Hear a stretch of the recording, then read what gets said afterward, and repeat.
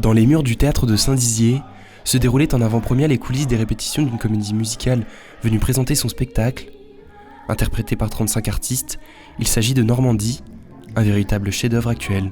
C'est une comédie musicale qui a été créée en 1936 à Paris, au Bouffe Parisien, et dont les titres tubes sont restés au répertoire, sont entrés au répertoire de Ray Ventura et son orchestre, parce que Paul Misraki, le compositeur, composait aussi pour Ray Ventura. C'est lui l'auteur de Tout va très bien, Madame la Marquise, entre autres, de Tiens, tiens, tiens, de nombreux succès.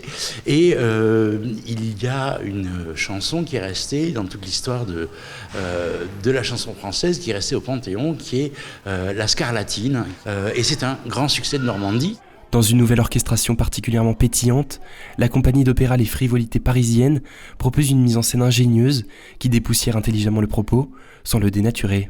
C'est un spectacle qui réunit 35 artistes au plateau, 18 musiciens, 17 chanteurs, qui vont traverser l'Atlantique sur le magnifique paquebot Normandie. Et en fait, voilà, on va suivre l'aventure de ces milliardaires, de ces hommes sans argent, le professeur de sport, le machiniste, etc., qui vont vivre sur ce paquebot pour traverser l'Atlantique.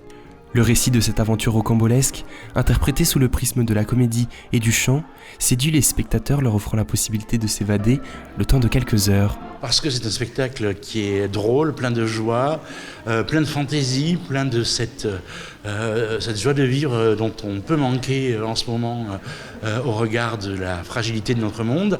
Et ça ouvre une réalité alternative extrêmement plaisante qui met un peu de baume au cœur. Après un passage réussi à Saint-Dizier, Normandie poursuit sa tournée. Prochaine représentation pour les intéressés, samedi 31 décembre, à l'Opéra de Vichy à Paris.